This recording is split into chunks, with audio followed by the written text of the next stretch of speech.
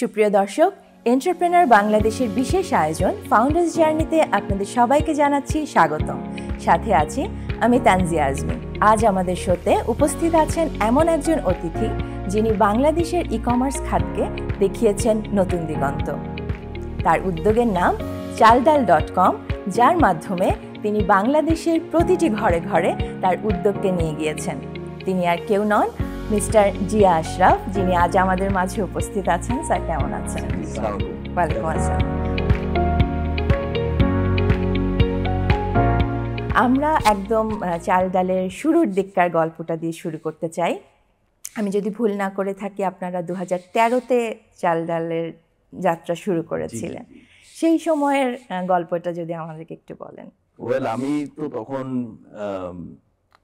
Basically after I completed my graduation আমি একটা garments ফ্যাক্টরিতে চাকরি করেছি for 1.5 year. After that my mother was sick, so আমার ওনার ট্রিটমেন্টের জন্য ইন্ডিয়ায় যাওয়া লাগে। তো সেখান থেকে আসার পর অ্যাকচুয়ালি আমি চিন্তা করতে থাকি যে এখন কোথায় চাকরি করব, কি করব। তো সেই চিন্তা থেকে আমার ছোটবেলার বন্ধু ওয়াসিম অ্যান্ড তেজাস, এই দুজনের সাথে কথা হয়। অ্যান্ড আমি তাদের কাছে অ্যাকচুয়ালি যাই যে কিভাবে তারা আমাকে কোনো একটা সাপোর্ট করতে পারে যাতে আমি একটা জব বা একটা বিজনেস শুরু করতে পারি। তো তখন ওয়াসিম আমাকে বললো যে তুমি বাংলাদেশে এমন একটা ব্যবসা খুঁজে বের করো যেই ব্যবসাটা বাংলাদেশে এখনো আসে নাই বা হচ্ছে না। তো আমি বিভিন্ন জায়গায় ঘোরাঘুরি করতে করতে এই অনলাইন বিজনেসটা নিয়ে শুনতে পারলাম, এবং শোনার পরে আমি এটা ওকে জানালাম। তো জানানোর পরেই ও বললো যে বাংলাদেশে তো এই অনলাইন বিজনেস নাই, এটাকে ই কমার্স বলে, তো আমরা তাহলে একটা ই কমার্স কোম্পানি খুলতে পারি। তো সেই ই কমার্স কোম্পানি খোলা থেকেই শুরু হলো যে অনলাইনে তো অনেক কিছু বিক্রি করা যায়, তো আমরা কি বিক্রি করব। তো সেখান থেকেই আসলো যে আমরা চাল ডাল, গ্রসারি, এই জিনিসগুলা বিক্রি করব, কারণ এটা one of the most difficult area, যেখানে পেরিশেবল আইটেমস আছে, এই জায়গায় ফ্রোজেন আইটেম আছে। তো সেগুলো কিভাবে আমরা ডেলিভারি দিতে পারি এবং চ্যালেঞ্জ নিতে পারি যে ইন দিস ডিফিকাল্ট এনভায়রনমেন্ট আমাদের অ্যাট দ্যাট টাইম টেকনোলজিক্যাল ইনফ্রাস্ট্রাকচারও অতটা ডেভেলপ ছিল না। অ্যাট দ্য সেম টাইম আমাদের যে পেমেন্ট ইকোসিস্টেম সেটাও ডেভেলপ ছিল না। তো সেগুলি সব কিছুই একটা চ্যালেঞ্জ নিয়ে যে কিভাবে আমরা একটা ই কমার্স কোম্পানিকে ডেভেলপ করতে পারি বাংলাদেশে, সেই চিন্তা থেকে অ্যাকচুয়ালি চালডাল.com 2013-তে আমরা 3 জন মিলে স্টার্ট করি। সাথে আরো 2-3 জন ওয়ার্কারকে আমরা পরে হায়ার করি, এবং we started our e commerce Chaldal.com in Bangladesh at that time. তো এটা আমার ব্যক্তিগত একটা প্রশ্ন, যেটা আমি যখন থেকে চাল ডালকে চিনি, এটা আমার মাথায় তখন থেকে ঘুরছে যে এত কিছু থাকতে আপনারা নামকরণের সময় চাল ডাল নামটা কিভাবে আসলে আপনাদের মাথায় আসলো, এটা কিভাবে ক্লিক করলো, এবং এই প্ল্যান বা আইডিয়াটা কার ছিল আসলে? আচ্ছা, সো বেসিক্যালি যখন আমরা একটা নতুন কোম্পানি শুরু করতে চাই, যে কোনো এন্টারপ্রেনারই যখন শুরু করতে চায়, ওনারা প্রথমে চিন্তা করে যে কি কোম্পানির নামটা কি দেব। তো আমাদের যেহেতু প্রথম থেকে ইন্টেনশন হলো আমরা গ্রসারি ডেলিভারি দেব, অনলাইনে অর্ডার নিয়ে ডেলিভারি দেব, তো আমরা বিভিন্ন নাম অ্যাকচুয়ালি ইনিশিয়ালি চিন্তা করেছি, যেরকম ধরেন বিডি বাজার বা এরকম টাইপের নামগুলো আমরা অনেক রিসার্চ করেছি। তো রিসার্চ করতে করতে কোনোটাই অ্যাকচুয়ালি ওয়াসিমেরও পছন্দ হচ্ছিল না, অ্যাট দ্য সেম টাইম আমারও পুরো 100% সেই জায়গাটা আমি রিচ করতে পারছিলাম না আমরা দুজন। তো আমরা অ্যাকচুয়ালি চিন্তা করতে how to get like the best name, যেটার জন্য সবাই ইজিলি মনে রাখতে পারবে, আমাদেরও মার্কেটিং বাজেট কম, আমরা কিভাবে এই বিজনেসটাকে সামনের দিকে আগাবো, সেই চিন্তাগুলো থেকেই আমি দেখলাম একদিন সকালে ঘুম থেকে উঠে যে বাসায় নিউজ পেপারের মধ্যে লেখা হলো যে আজকে চাল ডাল, তেল, বিভিন্ন জিনিসের দাম বেড়ে গেছে মার্কেটে। তারপর যখন একটা রিক্সা উঠলাম, সেই যিনি রিক্সা চালাচ্ছিলেন উনিও আমাকে বললেন যে ভাই একটু কিছু ভাড়া বাড়াই দিয়েন, বাজারে চাল ডালের দাম বেশি। তো আমি যখন ওয়াসিমকে ফোন করে আবার নতুন কিছু নাম সাজেশন, যেহেতু এটা আমার দায়িত্বে ছিল যে একটা নতুন ব্যবসা স্টার্ট করতে হবে এবং একটা নতুন ব্যবসাকে মানে সাকসেসফুল করতে হবে, এরকম একটা চিন্তা থেকে যেহেতু একটা ব্যবসা শুরু করছি আমরা, ও টার্গেট হলো যে তুমি রাত্রে ফোন করে আমাকে আইডিয়া দিবা। তো এই আইডিয়া থেকে আমি তখন বিভিন্ন নাম বলার পরে কোনোটাই ওর পছন্দ হচ্ছে না, তো আমি অ্যাকচুয়ালি কিছুটা রাগ করেই বললাম যে তাহলে এক কাজ করি, আমরা যেহেতু চাল ডাল বিক্রি করবো, এটার নাম চালডাল.com দিলেই হয়। তো তখন ও বললো যে হোয়াট ডিড ইউ সে, ও চাল ডাল, আচ্ছা let me search the domain if it is free. তো দেখে যে ডোমেইনও ফ্রি। তো তখন আমরা ইমিডিয়েটলি ও ডোমেইন কিনে বললো যে আমাদের কোম্পানির নাম চালডালই হবে, অ্যান্ড এই কোম্পানির ওয়েবসাইট উইল বি চালডাল.com, আর এখান থেকে আমরা গ্রসারি সেল করবো। তো এখান থেকে আমাদের চালডাল.com এর নামটা আসছে। Very nice, very So nice this is the story behind how we got চালডাল.com. আপনারা লোগোতেও ইউজ করেছেন একটা ডিম, যেটা আসলে আমার মনে হয় প্রতিটা বাঙালির সকাল শুরু হয় একটা ডিম দিয়ে। বা এটাও একটা ইন্টারেস্টিং স্টোরি যে আমরা বিভিন্ন লোগো ডিজাইন করেছি, মানে তখনও তো যেহেতু ওয়াসিম ইউএসএ তে থাকতো, and we had Tejas also abroad, so আমরা কিছু ফ্রিল্যান্সারকে ইনভলভ করেছিলাম। তখন তো আর বাংলাদেশে ফ্রিল্যান্সার ছিল না, it was always like it was American freelancing someone, যাকে আমরা বলেছিলাম যে লোগো ডিজাইন করতে। তো উনি প্রায় 20-30টা লোগো আমাদেরকে ডিজাইন করে দিয়েছে, যেগুলো খুবই ফিউচারিস্টিক আমাদের চিন্তা ছিল, যেরকম ইন্টেল, তারপরে Windows, they were our like kind of idol in the tech industry. যে অ্যাপল লো ছিল, যে তাদের লোগোটার মতো আমাদের একটা লোগো দরকার। তো সেখানে থেকে ওয়াসিম হঠাৎ করে বললো যে আমরা চালডালের লোগো তাহলে একটা ডিম চাই। তো আমরা সবাই সারপ্রাইজ যে ডিম লোগো দিলে কিরকম হবে, কারণ আমরা তো চাচ্ছি একটা টেক কোম্পানি খুলতে, তো টেক কোম্পানিতে একটা টেক কাইন্ড অফ লোগো থাকলে এটা আরো কুল লাগবে, you know, all these things. So then he was like, no, egg, you selected চালডাল, আমি ডিম সিলেক্ট করলাম, and this is our logo. So you know, that is how we got Chaldal as চালডাল's logo as egg. আচ্ছা, এবং আমার মনে হয় এ কারণেই আপনারা মানুষের কাছাকাছি যেতে বা রিলেট করতে অনেকটা ইজি হয়েছে। ওয়েল, আমরা যখন চালডাল.com শুরু করি তখন তো অবভিয়াসলি আপনি বুঝতে পারেন যে it was a startup back in 2013. So the entire ecosystem was not as ready as it is today.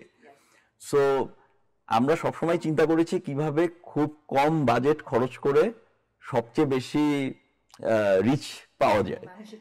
তো যেরকম ধরেন আমাদের কালার ইয়েলো, আমাদের কালার তো আমরা গ্রিন চেষ্টা করেছি, ব্লু চেষ্টা করেছি। First we wanted to B different from the rest of the companies. তো তখন ধরেন আমরা গ্রামীণ phone we used to see like bcash, তো you know everybody has been like taking away colors, like bcroy came and took green. তা আমরা কি colour হব এবং কোন কালারটা হলে আমাদের জন্য মোস্ট এফেক্টিভ, যে তাকালেই যেন মনে হয় যে আচ্ছা ইয়েলো মানেই চালডাল, তো উই সিলেক্টেড ইয়েলো। তো এইভাবে আমরা অনেক কিছুই চিন্তা করে অ্যাকচুয়ালি চালডালটা শুরু করি, যাতে স্টার্টআপ বিজনেস হিসাবে আমাদের কম খরচ হয়, এন্ড কিভাবে আমরা আমাদের রিচটা খুব বেশি পাই, সেভাবেই আমরা অ্যাকচুয়ালি কোম্পানির নাম, লোগো, কোম্পানির ডিফারেন্ট প্রসেসেস চিন্তা করেছি এট দ্যাট টাইম। আর আমার মনে আছে যে আমি কিন্তু প্রথম থেকেই আপনাদের একজন ক্লায়েন্ট, সত্যি বলতে। তো আমি যখন 2013-14 ওই সময়টায় ফেসবুকে যখন নতুন নতুন আমরা দেখছি চালডাল.com এর অ্যাড আসতো, তখন মানে আমি আমার জীবন থেকে একটা ছোট্ট স্টোরি বলছি। আমার মাকে আমি বললাম, মা দেখো এখন তার বাজারে যাওয়ার দরকার নাই, এখন তুমি অনলাইনেই চাল ডাল রুটি মুরগি এগুলা কিনতে পারবা। তা আম্মু একটু বকাই দিল যে তোরা অলস, হ্যাঁ তোরা মানে অনলাইনে আবার কেনাকাটার কি আছে। তো আমি যেটা বলতে চাচ্ছি সেটা হচ্ছে ওই সময়টায় বাংলাদেশের মানুষ বা ঢাকা শহরের মানুষকে এটা বোঝানোটা কিন্তু এতটা ইজি ছিল না যে অনলাইনেও কেনাকাটা করা যায় এবং অনলাইনে গ্রোসারি শপিং পসিবল, এবং আপনারা একদম নিত্য প্রয়োজনীয় দ্রব্যাদি আসলে মানুষের দ্বার প্রান্তে পৌঁছে দিচ্ছেন। তো ওই স্ট্রাগলটা কেমন ছিল যে মানুষকে বোঝানো যে হ্যাঁ আমরা বিশ্বাসের জায়গাটায় আমরা আপনাদের শতভাগ দিচ্ছি এবং আপনারা আমাদের উপর আস্থা রাখতে পারেন। Okay, so it's a interesting question and it's a big answer, you know, I have to give you, but আমি যদি সেটাকে খুবই রিফাইন করে শর্ট করে আপনাকে বলতে চাই, তাহলে এটা আমাকে বলতে হবে যে আমরা যখন চালডাল শুরু করি তখন অ্যাকচুয়ালি আওয়ার মেইন ইন্টেনশন ওয়াজ কেমন করে আমরা কাস্টমারের বাসায় ভালোভাবে প্রোডাক্টটাকে পৌঁছাতে পারবো। and it was a question of how do we scale this business. কিন্তু এর মধ্যে যেই ডিফিকাল্টিগুলো আমরা ফেস করেছি, আমরা at different stages of the company আমরা ডিফারেন্ট টাইপের প্রবলেম ফেস করেছি। যেরকম আমরা এখনো অনেক প্রবলেম ফেস করি যেগুলি আরো অনেক অ্যাডভান্স লেভেলে। প্রথম আমাদের যদি আপনাকে আমার প্রবলেমগুলো বলতে হয়, তাহলে আপনাকে ফার্স্ট প্রবলেম বলতে হবে যে আমরা একজনকে যে কোম্পানিতে হায়ার করব, that was our biggest problem. কারণ একজন ডেলিভারি এক্সিকিউটিভ এসে মনে করতো যে আমি এখানে এই সাইকেল নিয়ে ডেলিভারি দেওয়ার থেকে বা গাড়ি নিয়ে ডেলিভারি দেওয়ার থেকে আমি তো একটা দোকানেই চাকরি করতে পারি। তো এই মাইন্ডসেট চেঞ্জ করাটাই was a very difficult matter. তারপর আমাদের next difficult matter was how do we market the product. Word of মাউথে করব, আমরা কি লিফলেটস ডিস্ট্রিবিউট করব, আমরা ফেসবুক মার্কেটিং করলেও কতটুকু মার্কেটিং করলে কতটুকু এফেক্টিভ হবে। মানে বাংলাদেশেও at that time not many people use Facebook. So plus আমরা যখন একটা ম্যাস মিডিয়া মার্কেটিং করব, সেই সাপোর্টটা কি আমরা দিতে পারবো কি দিতে পারবো না। তো আমাদেরকে অনেকগুলো এরিয়াকে চিন্তা করেই আমাদের মার্কেটিংটাকে ডিজাইন করতে হয়েছে। If you want to hear a interesting example, then আমরা যেরকম প্রথমে ডিজাইন করলাম যে আমরা লিফলেট দেব। সো লিফলেট দিতে ভোর 5টার সময় আমি আর ওয়াসিম মিলে উঠে যেয়ে যখন নিউজপেপার কোম্পানিরা যখন প্রিন্ট করে হকারদের কাছে নিউজ পেপার পাঠায়, আমরা দাঁড়ায় থেকে সেই নিউজ পেপারগুলোর ভিতরে এই লিফলেটগুলা ডিস্ট্রিবিউট করার জন্য দাঁড়ায় থেকে প্রিপেয়ার করে পাঠাতাম। কিন্তু দেখতাম যে এন্ড অফ দ্য ডে কোনো অর্ডারই আসে নাই। তো আমরা আবার চিন্তা করলাম যে আচ্ছা ঠিক আছে, লিফলেট তো দিলাম, কোনো কেউ অর্ডার দিল না, এখন আমরা লিফলেটে দেবো একটা অফার সহ যে সে for example delivery cost is free. যদি লিফলেটটা ফেরত দেন তাহলে you will get like some refund. So তাতেও আমরা দেখলাম যে অনেক লিফলেট ডিস্ট্রিবিউশন করার পরেও আমাদের order number is like 1 or 2। So এইভাবে অ্যাকচুয়ালি আমরা ডিফারেন্ট জায়গায় ডিফারেন্ট জিনিস স্টাডি করে বের করার চেষ্টা করেছি অ্যান্ড বের করেছি ফ্রম প্র্যাকটিক্যাল এক্সপিরিয়েন্স যে which marketing works best for us and how we can promote চাল ডাল এবং মোর কাস্টমার্স থ্রু আউট ঢাকা। কারণ আমাদের চেয়ে তো অনেক বড় বড় গ্রসারি কোম্পানি অলরেডি এক্সিস্ট করতো, প্লাস বাজার এক্সিস্ট করে, প্লাস লাইক আপনি মার্কেট বাসা থেকে যখন নিচে নামতেছেন আপনি একটা দোকান পাচ্ছেন। So where do we bring in the differences যাতে একটা কাস্টমার ফিল করে যে না আমার চাল ডালে যে বাজার করাটা আরো বেশি কনভিনিয়েন্ট। সো এইভাবে চিন্তা করে অ্যাকচুয়ালি আমরা চেষ্টা করেছি কিভাবে এই প্রবলেমগুলোকে ট্যাকেল করা যায়। So our best form of marketing was word of mouth and getting doing online marketing through Facebook and other online channels. তো এটাই বলতে পারি আপনাকে। আর যদি আপনি কিছু if you want to know about some customers who we think will be difficult to be on our platform, সেটাও আমি আপনাকে বলতে পারি যদি আপনি জানতে চান। হ্যাঁ শিওর, বলেন। ওকে, সো আমরা 3 টাইপ অফ কাস্টমার্সকে আইডেন্টিফাই করেছি যারা আমরা মনে করি যে এট দ্যাট টাইমও মনে করতাম যে যারা হয়তো আমাদের কাস্টমার এত ইজিলি হবে না। সেটা হলো ওয়ান ইজ দ্য পিপল যারা আপনার করে এই যে যারা বার্গেনিং করতে চায়। ওকে, মানে ইউ আন্ডারস্ট্যান্ড দ্যাট হ্যাঁ সবকিছুতে একটা দরদাম করতে চায়। They are always trying to go around the price, but it is not because they really want to pay you less. It is because the fun of it. যেরকম মনে করেন আপনি একটা মাছ কিনলেন 1000 টাকা দিয়ে, তারপরে সেই মাছ আলা আপনার কাছ থেকে হয়তো বা বার্গেনিং করার পরে 200 টাকা কম নিল। আপনি কিন্তু বাকি কোনো দোকানগুলো চেক করেন নাই যে আজকে কি রিয়েলি 800 টাকা দাম নাকি 1000 টাকা দাম, কিন্তু আপনি ওই জায়গায় যে কিছু মোমেন্ট আপনি স্পেন্ড করেছেন সেটাই actually becomes like a part of entertainment for you. তারপরে আমরা কিছু কাস্টমার পেয়েছি যারা হয়তোবা they have lot of free time. So for them since they have a lot of free time, তাদের তো অ্যাকচুয়ালি অনলাইনে বাজার করার দরকার নেই, তারা বাইরে যাওয়াটাকেই মনে করে যে is a kind of entertainment by itself. And the third kind of people that we found are the people যাদের সাথে পার্সোনাল রিলেশনশিপ মেইনটেইন করতে পারে দোকানদাররা।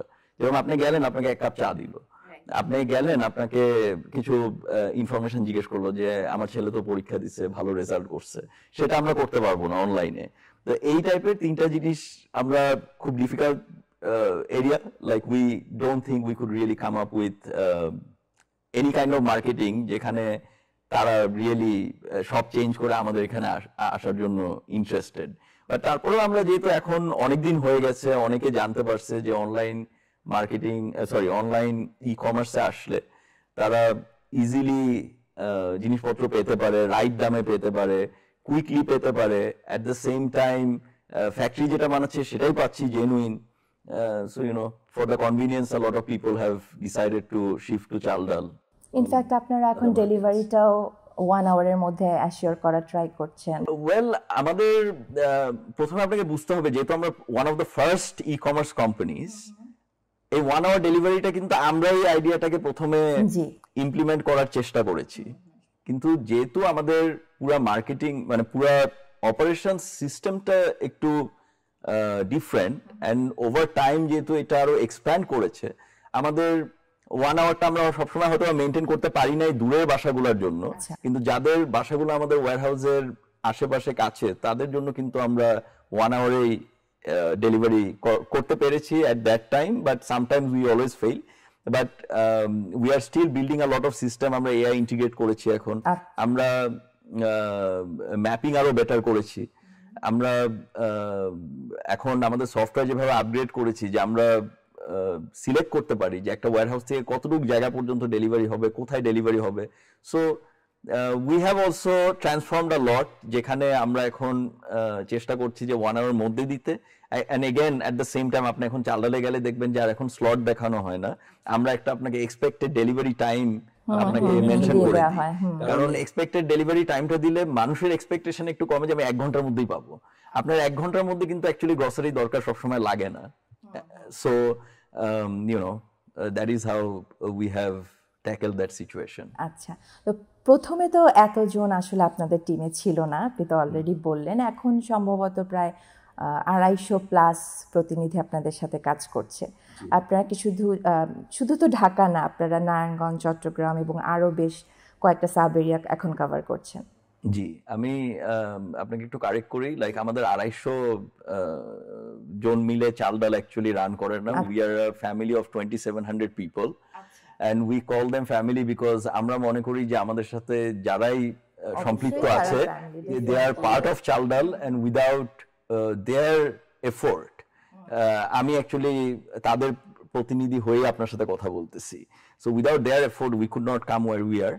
So I thank all of them that they are a part of this big family and even getting bigger. আমরা এই মুহূর্তে Dhaka, Chittagong and যশোরে operate করি, as in your day-to-day delivery and orders. And আমাদের also we have a big operations with the Rohingya camp in WFP, and we also work মানে ওই দিকেও আমরা কাজ করি আর কি। and এর সাথে তো আমাদের আরো কয়েকটা কোম্পানি এখন যোগ হয়েছে, যেরকম logistics, Gogo Bangla, Cookups, home made food, Bangla Meds, medicine, online pharmacy, তারপরে আপনার চাল ডাল পেও আসতেছে সামনে। It's we are waiting for the licence. So পুরো বাংলাদেশকে কবে আপনারা কভার করবেন? ওয়েল, আমাদের তো পুরো বাংলাদেশকে কভার করার ইচ্ছা ডে 1 থেকে, but due to different reasons and issues and the funding situation of the country for startups, আমাদের ব্যাংকিং যে process and policies, those need to be upgraded to accommodate the startup companies. তো এই জিনিসগুলো যেহেতু আস্তে আস্তে হচ্ছে, এটা আমরা আরো দ্রুত হলে আরো বেশি খুশি হতাম। তো যখন এগুলি সলভ হবে, আমার মনে হয় যে আমরা সবাই যারা এখন তো অনেক স্টার্টআপ হয়েছে, সবাই আমরা চেষ্টা করব কিভাবে পুরো বাংলাদেশকে এই ডিজিটালাইজড বাংলাদেশে আনা যায়। আর বিদেশি বিনিয়োগ আসার ক্ষেত্রে আমরা এখনো কোন কোন দিকে পিছিয়ে আছি বলে আপনার মনে হয়? সো বিদেশি বিনিয়োগ আসার ক্ষেত্রে যে সিচুয়েশনস গুলো আমাদের দেশে আছে, সেখানের মধ্যে যদি আপনি আমাকে স্পেসিফিক্যালি জিজ্ঞেস করেন, আমি বলবো যে we have lot of issues in encouraging foreign investors to invest in Bangladesh, and the issues এর মধ্যে মানে one of the big factors that যে একটা ইনভেস্টর যখন বাংলাদেশে ইনভেস্ট করবে, সে যখন এখান থেকে লাভ অংশ নিয়ে যেতে যাবে, তখন কিন্তু এই জায়গায় অনেক পলিসির বিষয় আছে, অনেক ডিফিকাল্ট। তো এত ডিফিকাল্টি দিয়ে সে বাংলাদেশে কেন বিনিয়োগ করবে? সে বিনিয়োগ করবে যেই দেশে বিনিয়োগ করলে ইজিলি সে তার ইনভেস্টমেন্টটাকে বা লাভটাকে নিয়ে যেতে পারবে তার সাথে। তো এই জায়গাগুলোর পলিসিগুলা যেহেতু এখনো আপডেটেড হয় নাই, আমি আশা করি যে সামনে আপডেটেড হলে আমরা আরো উপকৃত হব। আচ্ছা, আপনি যেহেতু ফরেন অ্যাফেয়ার্সেও কাজ করেছেন, তো কোন কোন উদ্যোগগুলো নিলে বাংলাদেশে ই কমার্স আরো প্রতিযোগিতামূলক হতে পারে? ওয়েল, আমি বলবো যে বাংলাদেশের যেই উদ্যোগগুলো আছে সবগুলোই মানে কম্পিটিটিভ অবস্থায় আছে, কিন্তু এখানে আরো মানে স্কোপ তো এখন অনেক আছে, নতুন উদ্যোক্তারাও আসতে চাচ্ছে, বাট কোথায় যেন একটা ভয়, কোথায় যেন একটা দ্বিধা। আমি জানি বর্তমান প্রেক্ষাপটে অনেক ধরনের ইস্যুজ আছে, ইনফ্যাক্ট ভ্যাট ট্যাক্স নিয়েও একটা ভালো রকমের তর্ক বিতর্ক চলছে। তো এগুলো থেকে আসলে আপনারা যারা নীতি নির্ধারক তারা কিভাবে ওদেরকে ইন্সপায়ার করবেন? ওকে, সো যারা নতুন আসতে চায়, অবভিয়াসলি আমরা তো সবসময় চেষ্টা করতেছি যে কিভাবে আমাদের বিজনেসগুলোকে আরো বেটার করা যায়।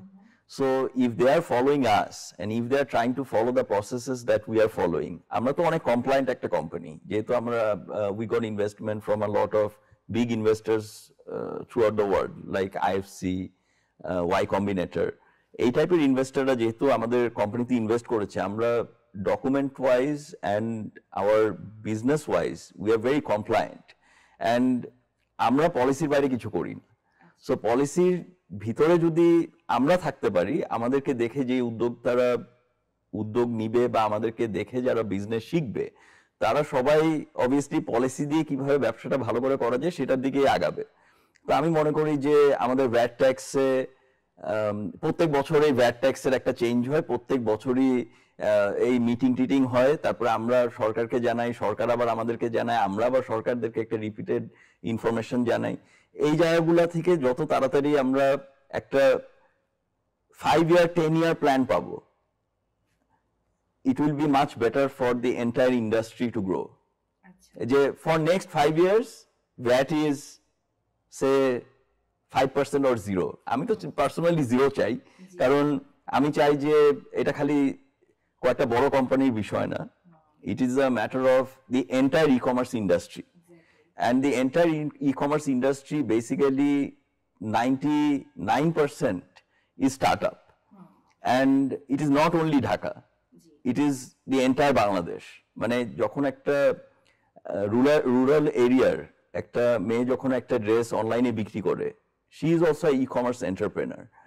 And সেই জায়গায় যদি আপনি ভ্যাট দেন, তাহলে তার বিজনেস যেরকম ক্ষতি হবে, আমার বিজনেসও সেরকম ক্ষতি হবে, আমাদের সবাই আমরা ক্ষতিগ্রস্ত হব। তো সেই জায়গায় যদি আমাদেরকে একটা 5 year প্ল্যান দিয়ে দেওয়া হয় যে like okay for next 5 years ই কমার্সের ভ্যাট 5%ই থাকবে, তাহলে আমাদের জন্য প্ল্যান করা ইজি অ্যান্ড সামনের দিকে এক্সিকিউট করা ইজি আমাদের ব্যবসাগুলোকে। তা আমিও যখনই পলিসির যেখানে আলাপ করি বা ই ক্যাবেও আমি যখন যাই বা কোনো ই কমার্সের কোনো জায়গায় আমার কথা হয়, আমি সবাইকে এটাই বলি যে আমাদের অ্যাকচুয়ালি লং টার্ম পলিসি দরকার, and we need a reform in these policies because it is a new sector and but we are a very prominent sector. So সেই জায়গা থেকে আমরা মনে করি যে আমাদের এই চেঞ্জেস গুলো দরকার।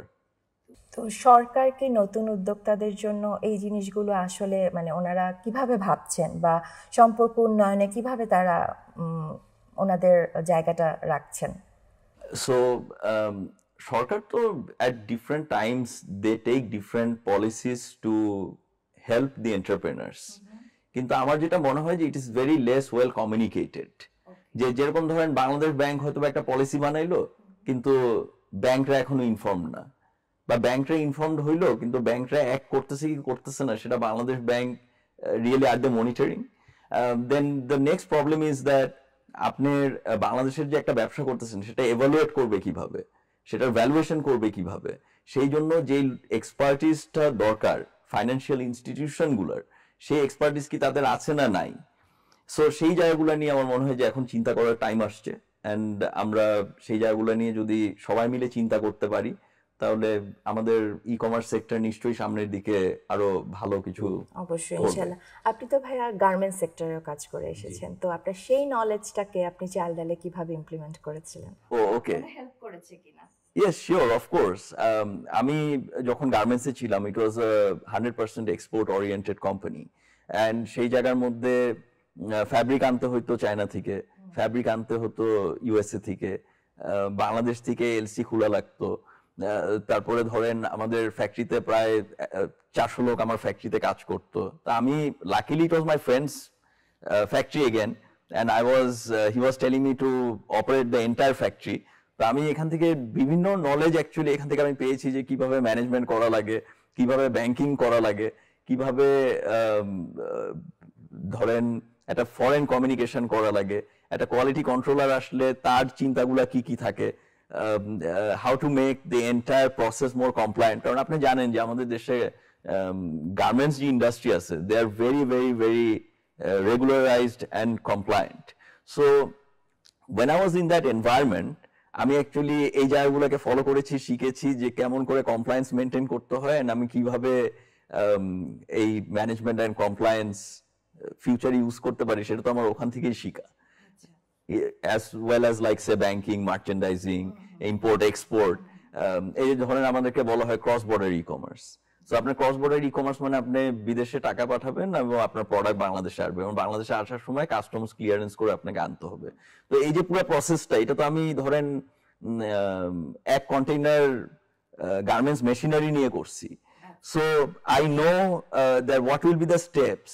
So when I do something similar to that in Chaldal, it becomes much easy for me to understand, ও আচ্ছা ঠিক আছে, বিস্কিট আনতে হবে, বা সে ফর এক্সাম্পল ডাইপার আসতেছে, বা আমরা একটা আম এক্সপোর্ট করব, সেই এক্সপোর্টের ডকুমেন্ট গুলা কি কি হবে, সেখানে ট্যাক্সেশনটা কি, কোথায় কোথায় যাওয়া লাগবে, what is the right process, এগুলি তো আমি ধরেন আই নো ওখান থেকেই শেখা।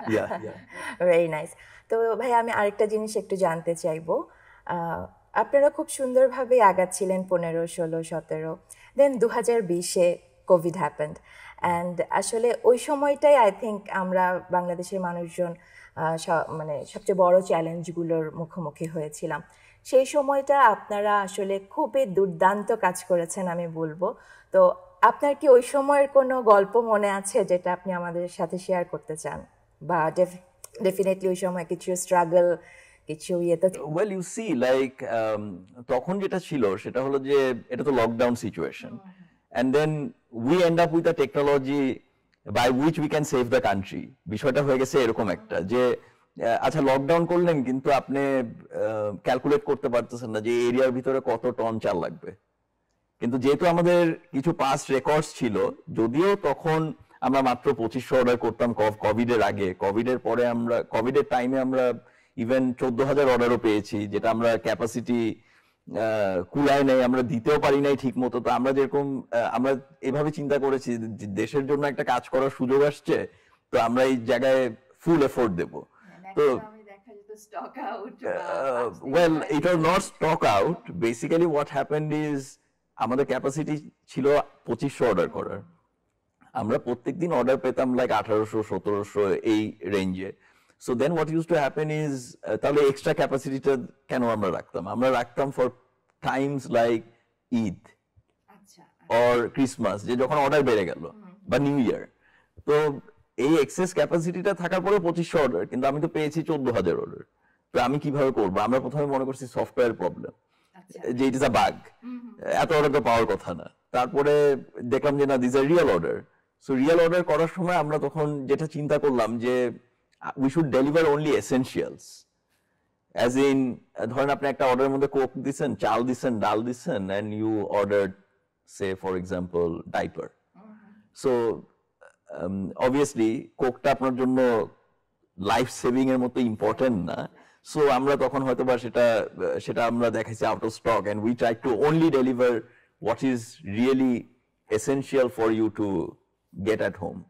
And then আমরা স্কেজুলিং করছি, সারা রাত তো ডেলিভারি দিয়েছি, and এখানে একটা প্রোটেকশন যে সিচুয়েশন, মানে এটা তো this is a medical emergency, exactly, in and আমরা কেউ prepare, and we are not prepared, and you cannot tell someone jo acha there is a virus, তুমি এখানে গেলে ডেলিভারি দিলে ভাইরাস হইতে পারে।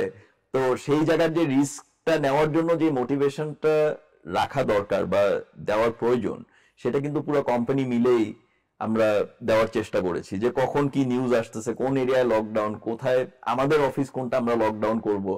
And side by side we had the technology, যে okay মেঘনা থেকে ট্রাক আসবে, কোন ট্রাক কখন আসবে, কি আসবে, সেই scheduling, at the same time কোন ডেলিভারি কখন যাবে, কয়জন যাবে, কত ফিট ডিস্টেন্সের কথা বলবে, তো মাস্ক পরবে। তো we had to do all that research and keep everyone motivated that you will be safe. So মাশাআল্লাহ আমাদের কোনো রকম খারাপ কিছু হয় না in the company. Some people had covid obviously, and we could take care of that and keep it all good. আচ্ছা, তো 2013 থেকে এখন 2025, প্রায় এক যুগ, প্রায় 12 বছর আপনারা কমপ্লিট করতে যাচ্ছেন। সো মানে টোটাল ব্যাপারটা কখনো কি মনে হয়েছে যে হচ্ছে না, হবে না, বা এটা তো আমাদের প্রত্যেক দিনই মনে হয়, কারণ প্রত্যেক দিন আমরা এত ডিফারেন্ট সিচুয়েশনসে, ডিফারেন্ট প্রেসারে থাকি, যে উই অলওয়েজ ফিল দ্যাট কালকে কি হবে জানি না। And but we are still hopeful that আমরা যেহেতু নামছি এই যুদ্ধে, আমরা এটাকে সফল ইনশাল্লাহ করেই ছাড়বো। সো এই জন্য we are trying all the time and moving forward. আপনারা আসলে সরাসরি মানুষের সাথে করছেন, জি, যেমনটা ডাক্তাররা করে একদম মানুষের সাথে, তাই হয়তো কমপ্লেইনটাও বেশি। আপনারা কমপ্লেইনগুলা কিভাবে আসলে? আচ্ছা, কমপ্লেইন বেশি, এটা ইজ প্রিটি রিলেটিভ। ওকে, যেরকম ধরেন আমি ডেইলি 7,000 অর্ডার করি, আমার কাছে কমপ্লেইন আসে মনে করেন 200। So if you compare that, then it's like very less. কমপ্লেইনও তো কমপ্লেইন, অ্যান্ড এই 200 জনের প্রবলেম যখন আমি সলভ করব, তখন আরো দেখা যাবে যে 20,000 লোকের প্রবলেম সলভ হয়েছে। এটা আমি কিভাবে বলছি, যে যেরকম ধরেন if I sell 100 tons of rice today, সো একটা কাস্টমার যদি বলে চাল খারাপ, তার মানে এই 100 টনের মধ্যেই ডিফেক্ট আছে। So how I can call back all the customers and tell them যে আচ্ছা, how did you get the rice, রাইসটা কি ভালো না খারাপ? সো যদি বলে হ্যাঁ এই রাইসটা তো ভালো বা খারাপ, যারা খারাপ বলছে আমি তাদের পাল্টাই দিলে they are very happy. So we have used the complaint to make our company stronger, and আমরা সেদিকেই আগে যাওয়ার চেষ্টা করছি। আমাদের সবচেয়ে বড় কমপ্লেইন এই মুহূর্তে যে আপনারা অনেক ফোন দেন, আপনারা এত কল কেন করেন। সো আমরা কল কেন দিই, আবার এরকম একটা বড় গ্রুপ আছে যারা বলে যে আপনি কেন কল দেন না, আমি কি কোনো প্রবলেম করলাম, বা আমি কি এখন কম অর্ডার দিচ্ছি, am I becoming less important for চাল ডাল? So I get both the sides, and we are trying to understand যে মানে এটা তো খুব ডিফিকাল্ট টু আন্ডারস্ট্যান্ড যে কে কল চাচ্ছে আর কে কল চাচ্ছে না। সো আমরা সবাইকেই ফোন দেই, দিতে দিতে আমাদের অনেক ডেটা আসছে। We have a lot of data on how people converse with us, what they want, when they want us to call them. সো আমরা সেইভাবেই এখন চেষ্টা করি যে কিভাবে আস্তে আস্তে কলগুলা কমায় আরো এফেক্টিভ কল করা যায়। তো সবই তো একটা লার্নিং কার্ভ। লাইক আমাদের আগে তো আর কোনো গ্রসারি ই কমার্স এভাবে প্ল্যাটফর্ম ছিল না, নাম্বার ওয়ান। নাম্বার টু, আমাদের কল সেন্টারে 800 জন কাজ করেন, everyone is calling everyone and trying to remind you that Chaldal.com বলে একটা ই কমার্স গ্রসারি কোম্পানি আছে, সেখানে অর্ডার দিয়ে আপনি ট্রাই করতে পারেন। তো এরকম তো অনেক কোম্পানি করছে না। So automatically the data we have and is getting more refined. আমরা in future চেষ্টা করতেছি যে কেমন করে আরো dedicated সার্ভিস দেওয়া যায়। We started a premium care segment of চাল ডাল, যেখানে থেকে আমরা পুরো হোয়াটসঅ্যাপে 1-to-1 এখন কমিউনিকেশনের দিকে যাচ্ছি। তো এখন ধরেন আমরা যেই কাস্টমারটাকে আমরা হোয়াটসঅ্যাপে রেখেছি, তাকে আমরা হয়তো একটা টেক্সট দিলে সে আরো বেশি খুশি then us calling that customer. So we are trying to reduce in various ways, but again the customers are increasing. Like আপনি যেরকম বললেন যে আপনি ঢাকায় আছেন, আরো 2-3টা জায়গায় নাই কেন? আমি যদি আরো 2-3টা জায়গায় যাই, দেন ওই জায়গার জন্য আমি নতুন। সো সেই জায়গায় I will again need to call a lot of people and probably they will feel more disturbed. So ultimately it is a process. Okay, a group of customers will be happy with Chaldal and a group of customers will be in the learning curve, and they will be learning for the future services from Chaldal. তবে চালডাল.com-কে দেখে এরকম আরো অনেকেই তো আসলে শুরু করতে চেয়েছিল, বিশেষ করে আমি কোভিড টাইমের কথাই বলবো। তখন দেখেছি বেশ কিছু কোম্পানি আসলে দাঁড়াচ্ছে, বাট ওরা হয়তো আর সাস্টেইন করতে পারেনি মার্কেটে। তো এরা কি আপনাদের জন্য কোনো হুমকি স্বরূপ ছিল, বা মানে বাজার নষ্ট করা বলতে আমরা যেটা বুঝি? আপনাকে বুঝতে হবে যে যখন একটা কাস্টমার অনলাইনে আসে, এটা যার থ্রুতেই আসুক, এন্ড অফ দ্য ডে সে কিন্তু সবার ব্যাপারে একই রকম চিন্তা করে। যেরকম আজকে যদি আপনি চাল ডালে অর্ডার দিয়ে একটা খারাপ প্রোডাক্ট পান, আপনি বলবেন যে লাইক অনলাইনে সবাই খারাপ। আপনি যদি আজকে একটা কোনো একটা অনলাইন ই কমার্সে পেমেন্ট করে দিয়েছেন, অর্ডার দিয়েছেন, সে প্রোডাক্ট দেয় নাই, then they will think like everyone is like that. So আমরা সেই জায়গা থেকে অলওয়েজ মানে we are careful, but at the same time ধরেন যারা নতুন উদ্যোক্তা আসছে, সেই নতুন উদ্যোক্তাদের মধ্যে অনেক উদ্যোক্তা এরকম আছে যারা দায়িত্ব নেয় না। আমি সবসময় বলি নতুন উদ্যোক্তাদেরকে that we are like a open secret. আমরা তো actually when you come to Chaldal, you can browse the entire Chaldal website and get a lot of information from Chaldal, how you want to operate your own business. কিন্তু তারা যেরকম যে জায়গাটা বুঝতে পারে না, সেটা হলো যে আমরা অনেক দায়িত্ব নিয়ে কাজ করি। যে আপনাকে যখন আমি একটা প্রোডাক্ট পাঠাচ্ছি, আমি মনে করি যে আমার বাসায় আমি নিজে যদি সেই প্রোডাক্টটা ইউজ করতাম, আমার ফিলিংটা কেমন হতো। যে যখন একটা কাস্টমার আমাদেরকে ফোন করে বলতেছে যে আপনার আমটা ভালো না, যে আমটা আপনি পাঠাইছেন এই আমটা not up to the mark. So what does that customer actually want? The customer does not want us to tell the customer যে ও আচ্ছা the mango is bad, আপনি এটা কিছুদিন রেখে দেন তাহলে এটা মিষ্টি হবে। It's not like that. The customer wants immediate refund or return or exchange. And if I can do one of these three things, then that customer feels very happy. So যদি এটা আমার হয়তো বা লস হইলো যে আমি এক box আম return আনছি বা রিফান্ড করছি বা এক্সচেঞ্জ করতেছি, কিন্তু at the same time it encourages the customer to be on an online platform. So আমি মনে করি যে যারা নতুন উদ্যোক্তা আছে তারা যদি সবাই আরো দায়িত্বশীল হয় এন্ড দায়িত্ব নিয়ে যদি চিন্তা করে যে আমার কাস্টমার যখন অর্ডার দিয়েছে, এই কাস্টমার তো ভালো জিনিস এক্সপেক্ট করে, এন্ড আমি যদি কাস্টমারের জায়গায় হতাম তাহলে আমার ফিলিংটা কেমন হইতো, এটা সেই জিনিসগুলো যদি তারা একটু রিসার্চ করে, তাহলে মনে হয় যে their businesses will be much better.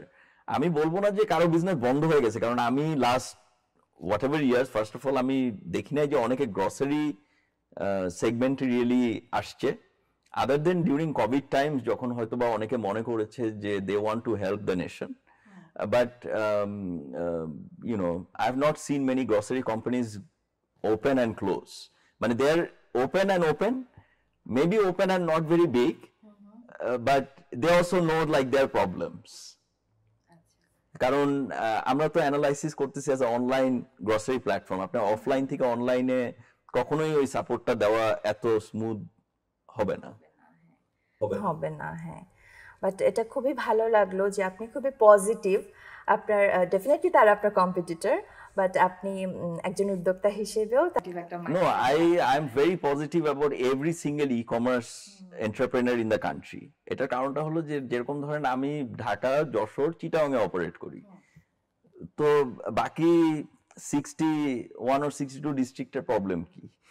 তো সেই জায়গার মধ্যে থেকে একজন উদ্যোক্তা যদি সেই জায়গাটা করে, তাহলে তো আমার পুরো দেশটা ই কমার্স হবে, রাইট? সেখান থেকে আমরা একজন আরেকজনের কাছ থেকে শিখতেও পারি, আমরা একজন আরেকজনের সাথে কাজও করতে পারি। যে ঠিক আছে আমার কাছে এই প্রোডাক্ট আছে, তুমি কি কি সাপোর্ট লাগবে আমাকে বলো, I will try to help you, because if a new market grows it is not a problem for us, it is good for us, because ওখানের কাস্টমার যখন ঢাকায় আসবে বা আমার প্ল্যাটফর্মে আসবে, we will also share our knowledge with each other, কারণ আমরা যেহেতু এখনো একটা growing sector, we are startup, so আমরা মনে করি যে knowledge sharing is a good idea right now. এবং আমার মনে হয় এভাবেই সবার আসলে এগিয়ে আসা উচিত, কারণ এখন আর 2025-এ এসে আমাদের বসে থাকার একদমই টাইম নাই, আমাদের বাংলাদেশকে এগিয়ে নিয়ে যেতে হবে। ভাই, আমাদের অনুষ্ঠান আজকে একদমই শেষ পর্যায়ে। অনেক ধন্যবাদ আপনাকে, আপনি আপনার বিজি শিডিউল থেকে আমাদের সময় দিয়েছেন।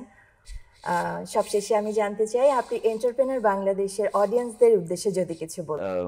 আপনারা খুব ভালো একটা প্রোগ্রাম করার উদ্যোগ নিয়েছেন। অ্যান্ড আমি মনে করি যে যারা ই ক্যাবের মেম্বার আছে, ই কমার্স অ্যাসোসিয়েশন অফ বাংলাদেশের যারা মেম্বার আছে, আপনারা সবাইকেই আস্তে আস্তে ইনভাইট করবেন। অ্যান্ড আমাদের বিভিন্ন বক্তব্য থেকে নতুন যারা উদ্যোক্তা আছে, যারা নতুন স্টার্ট আপ আছে, তারা কিছু না কিছু হয়তো বা শিখতে পারবে। এটা যতই সিম্পল একটা জিনিস হোক, যে যেরকম ধরেন চাল ডালের নাম চাল ডাল কেন, এটা অনেকের কাছে মনে হতে পারে আর আমরা তো চাল ডাল জানি, এটা তো গুগলে গেলেই ডাউনলোড করা যায়। কিন্তু এটার পিছনে যে একটা গল্প আছে, সেই গল্পটা হলো যে কিভাবে আপনার মাথায় এটা ইজিলি মনে রাখানো যায়। একটা উদ্যোক্তা যখন তার নিজের কোম্পানির নাম সিলেক্ট করবে, তখন কিভাবে সে একটা নাম সিলেক্ট করলে এটার ভালো, মানে তার ব্যবসার জন্য এটা ভালো হবে, সেও যদি আমাদের এই কনভারসেশন থেকে জানতে পারে, তাহলে আমি মনে করি যে it will be a very good knowledge for all of them. So আমি সবাইকে ওয়েলকাম করব যে আপনারা সবাই মিলে ভালো কাজ করবেন, অনেস্টলি কাজ করবেন, বাংলাদেশের জন্য কাজ করবেন। কারণ আমরা এখন বাংলাদেশকে সামনের দিকে এগিয়ে নিয়ে যাইতে চাই। আমরা কেন পারবো না অন্য বিদেশি সব দেশের মতো ভালো কিছু করতে? আমরাও পারবো, আমাদের মতো করে আমরা করব, এবং আমাদের এটা চ্যালেঞ্জ নিতে হবে যে আমরা আমাদের বাংলাদেশকে ভালো করব। আমরাও আশাবাদী আপনি ভবিষ্যতেও এভাবেই বাংলাদেশের ই কমার্স খাতকে নেতৃত্ব দিয়ে যাবেন। আপনি সুস্থ থাকবেন, ভালো থাকবেন, আর এন্টারপ্রেনার বাংলাদেশের সাথে থাকবেন। দর্শক, আজকের ফাউন্ডার্স জার্নি আমরা এখানেই শেষ করছি। পুরোটা সময় জুড়ে সাথে থাকার জন্য অনেক ধন্যবাদ। আপনারা আমাদেরকে ফেসবুক পেজে ফলো করে রাখতে পারেন। আমাদের ফেসবুক পেজটির নাম এন্টারপ্রেনার বাংলাদেশ, এবং আমাদের চ্যানেলটি অবশ্যই সাবস্ক্রাইব করে রাখবেন। পরবর্তী এপিসোডে আবার দেখা হবে এরকমই কোনো ব্যক্তিত্বের সাথে, কোনো উদ্যোক্তার সাথে, কোনো স্বপ্নবাজকে সাথে নিয়ে। সে পর্যন্ত ভালো থাকুন, সুস্থ থাকুন। আমি তানজিয়া আজমি আজ এখানে বিদায় নিচ্ছি। ধন্যবাদ সবাইকে।